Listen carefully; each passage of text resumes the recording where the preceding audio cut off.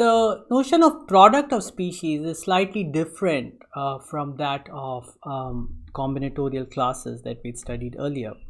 And the reason is that we want it to result in the generating functions multiplying. But however, we're looking at exponential generating functions here, and so we need to do it slightly differently. And yet somehow this definition turns out to be very beautiful and has lovely applications.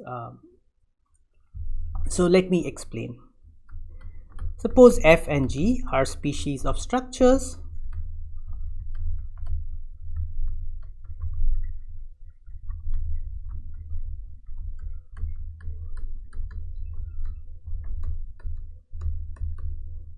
then F plus G, F into G, which we'll denote by F dot G, is defined as the species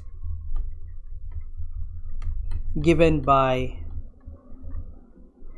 F dot G of U is equal to, now I'm going to write sum again for disjoint union, U1 plus U2 is equal to U F of U1 cross G of U2. So you divide the set U into two parts, two disjoint parts, and you give an F structure on the first part and you put a G structure on the second part. And transport of structure, well, it's defined in the most obvious manner. So here again we have to assume that sigma U to V some bijection of finite sets, then Fg sigma of S comma T is going to be, so now this sigma is a bijection from U to V. Sigma will take U1 to some subset V1 and U2 to some subset V2 of V, and you just define it to be F of sigma restricted to U1. So this is a bijection from U1 to V1, where V1 is just the image of U1. This is a subset of V.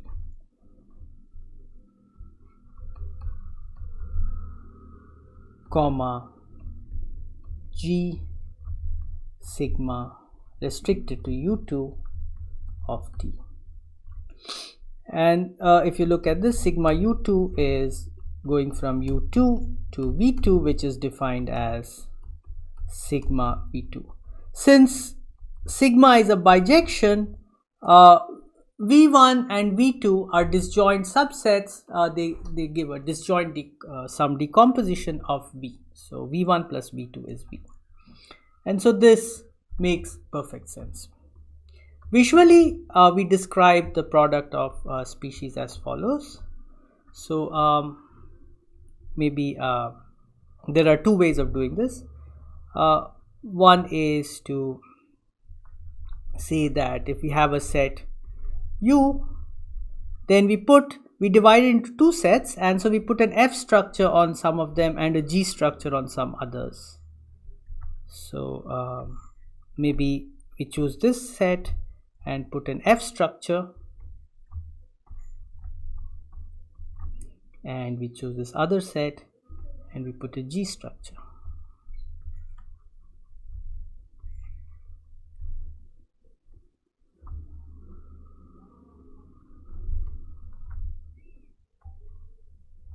This is an F plus G structure. Maybe I should.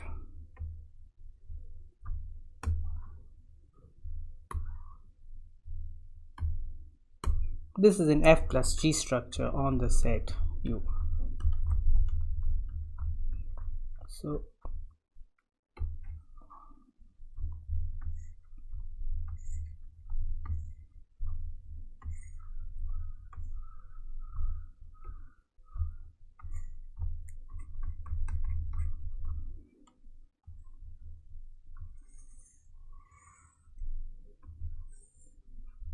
the visual definition of Oh, I can't leave out any elements. I should also include this in either the F structure or the G structure. Let's put in the F structure.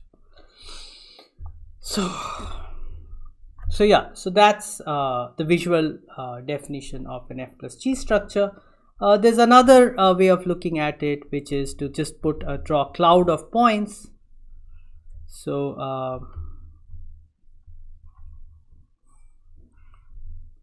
so we have a cloud of points.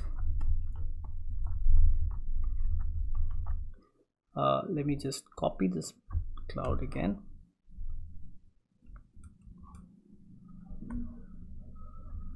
Then an F plus G structure on this cloud is the same as taking this cloud and dividing it into two parts, putting an F structure on one part and a G structure on the other part. These are the two visualizations of products of species. Let me give you a proof without words of a certain identity of species. So recall that SU is the species of permutations on U, and der is the species of derangement. So der U is sigma in SU, so permutations from U to U, such that sigma of U is not equal to U for all U in U. Permutations which do not fix any point. And I claim that S is equal to E times der, where recall that this E is just the species of sets. And here's a proof without words. Well, so let's draw an element of the left hand side. So it's going to be a permutation, so it's going to have some fixed points and it's going to have some cycles of various sizes, a couple of 2 cycles, and maybe here's a 4 cycle, and so on. So here's a typical example of the left hand side, and I want to show that it is the same as something on the right hand side. So I must divide this thing into this set into 2 parts. On one part I must have a derangement, and on the other I must have no structure, just the structure of a set. So what I can do is I'll divide it like this, and here I just forget about this saying that it's a fixed point is just saying that it's a point. So here we have E, and on this part we have der. If you want to write down this proof formally, what you would say is that given sigma in SU, let U1 be the set of fixed points U in U such that sigma U is equal to U, and U2 be the complement. Then the bijection from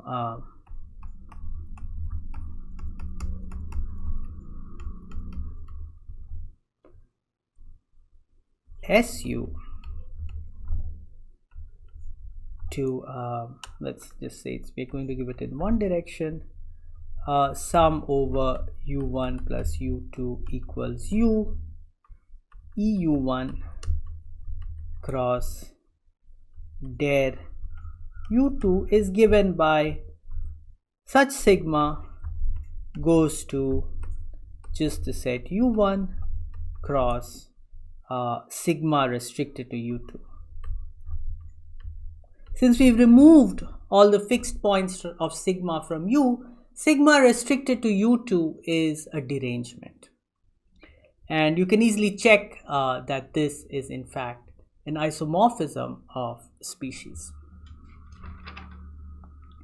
And so we conclude that S is E times der. And now this shows us the power of species in enumerating in enumerative combinatorics. So what we have is, but before that, let me tell you what product does to generating series. So here's the theorem: Z f times g of x1, x2, etc. is ZF of x1, x2, etc. times ZG x1, x2, etc. And the proof, well, I'll just quickly go over the argument. You should try to do it yourself. So ZF dot G is, well, let's just start with the definition. This is sum n greater than or equal to 0, 1 over n factorial, sum sigma in Sn, and then we have to take f dot g n, and then we have to take the invariance under sigma, product xi to the power sigma I, where sigma I is numbered the I cycles, the number of I cycles in sigma. And this, just by definition of the product species, is summation n goes from 0 to infinity, 1 over n factorial, and then we have sigma in Sn, and then we have sum over u1 plus u2 is equal to n. So this decompositions of the set 1 to n into two factors, f u1 cross g u2, and then we take the fixed points of this under sigma.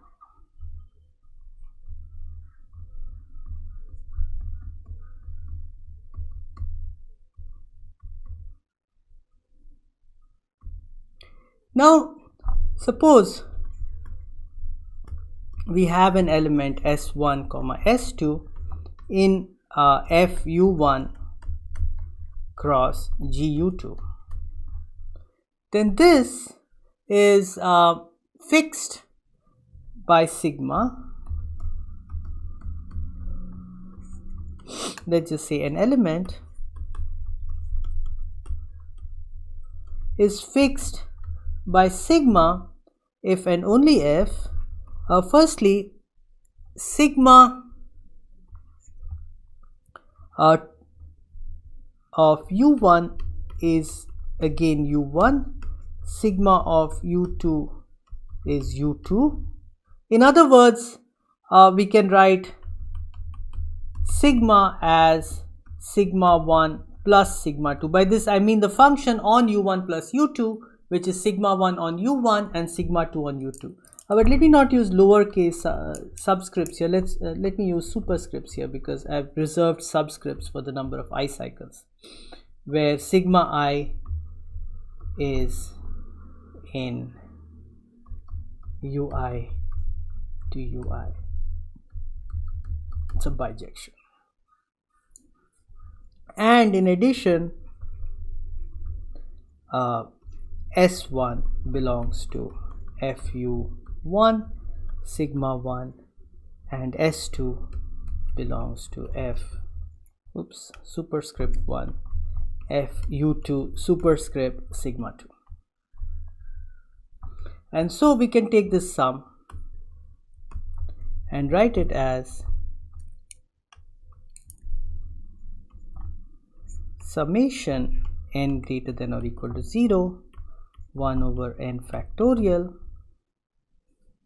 and here we will write, I'll interchange the order of summation, u1 plus u2 equals n. Once I fix that, then I have to take sigma 1 belongs to su1,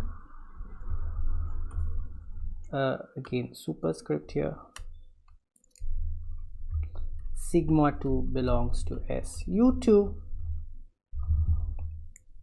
and then I have cardinality of f u1 sigma 1 cross cardinality of f u2 sigma 2 times product xi. I should put up. So this sigma is now sigma 1 plus sigma 2, and so sigma I is sigma 1i plus sigma 2i, the number of I cycles in sigma 1 plus the number of I cycles in sigma 2, because each I cycle will either occur inside u1 or inside u2. So anyway, this I'll write for now sigma I, but this is sigma 1i plus sigma 2i. And now how many now let's break this up according to the sizes of u1 and u2. So the size of u1 is k and the size of u2 is l. Anyway, this stuff in here will only depend on the sizes of u1 and u2. So what we'll get is summation n greater than or equal to 0, 1 over n factorial. The number of ways of breaking up the set 1 to n into a set of size k and a set of size l is n choose k. So we get k plus l equals n factorial divided by k factorial times l factorial, and this we can break up as summation sigma 1 belongs to s u1 s k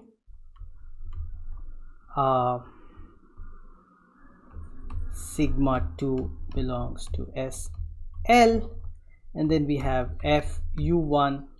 Maybe I'll write it like this: f u1 sigma 1 product xi raised to sigma 1i, and then f u2 fixed points under sigma 2 product xi raised to sigma 2i. And well, now this cancels out, and you can just think of this now, instead of taking a sum as k plus l equals m, you can think of it as an independent sum over all possible values of k and all possible values of l.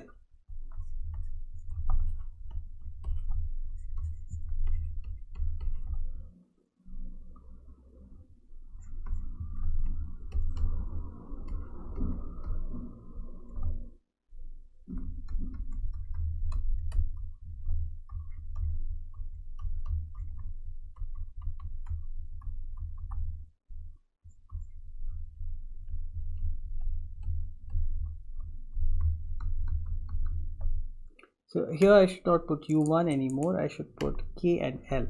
Oops.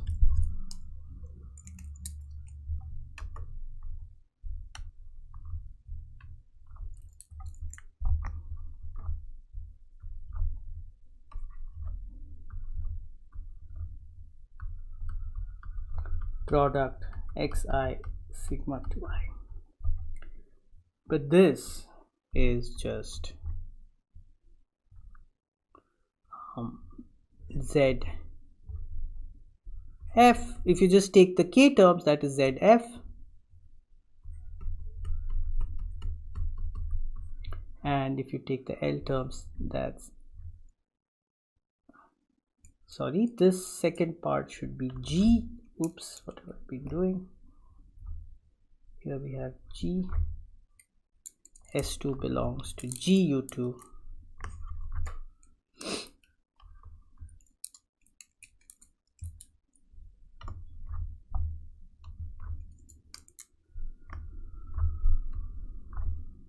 zg x1 x2.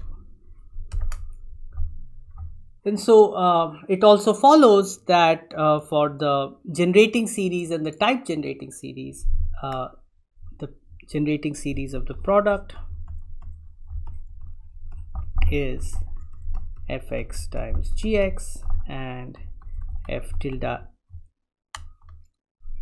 fg tilde x is f tilde x times g tilde x. Okay, now let's come back to this example that we saw earlier of derangements, and you'll see the power of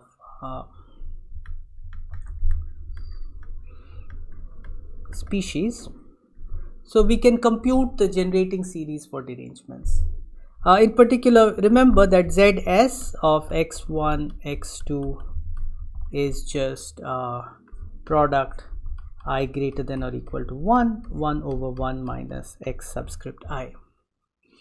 And since S is equal to E into dir, what we get is that this is equal to x of x1 plus x2 by 2 into the cycle index generating series of dir.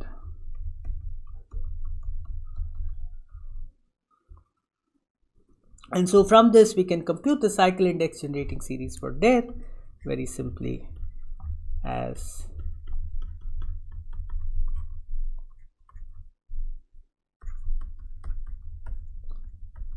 divide by this exponential.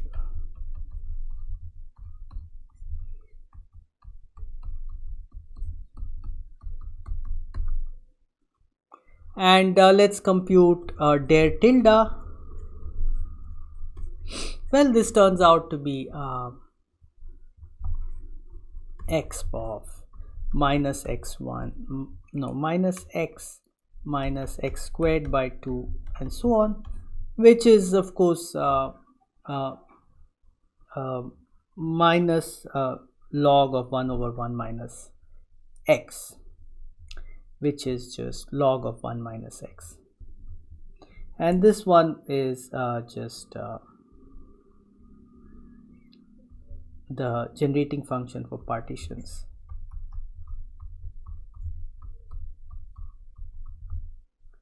But that is, so this just cancels out the first factor in this infinite product. So you get product I greater than or equal to 2, 1 over 1 minus x to the I.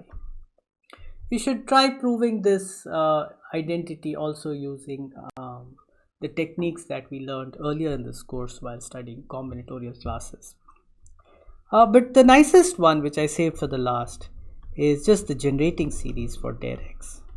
So this turns out to be, now we just need to put exp minus x times 1 over 1 minus x, which you can think of as 1 minus x over 1 factorial plus x squared over 2 factorial minus x cubed over 3 factorial and so on. It's an alternating sum. And then this 1 over 1 minus x is just 1 plus x squared. So let's extract the coefficient of x to the n here. And so we'll get that dir n, the cardinality of dir n divided by n factorial, is the coefficient of x to the n in this product, which is just to get x to the n in this product, you can choose degree 0 term here and degree n term here, or you can choose degree 1 term here and degree n minus 1 term here and so on, all the way up to n. So what you get is actually just 1 minus x over 1 factorial plus x squared over 2 factorial all the way up to minus 1 to the power n x to the n over n factorial. And so you get this beautiful fact, which you may have thought about while solving one of the assignments, that the cardinality of dir n is equal to n factorial times, the number of derivations is n factorial times 1 minus x by 1 factorial plus x squared by 2 factorial, all the way up to minus 1 to the power n x to the power n by n factorial. And in fact, the probability that sigma in Sn is a derivation is therefore this quotient over here is of course, let's just write it in summation thing now. I goes from 0 to n, x to the power minus 1 to the power I, x to the power I by I factorial. And as n goes to infinity, this probability goes to converges to 1 over e.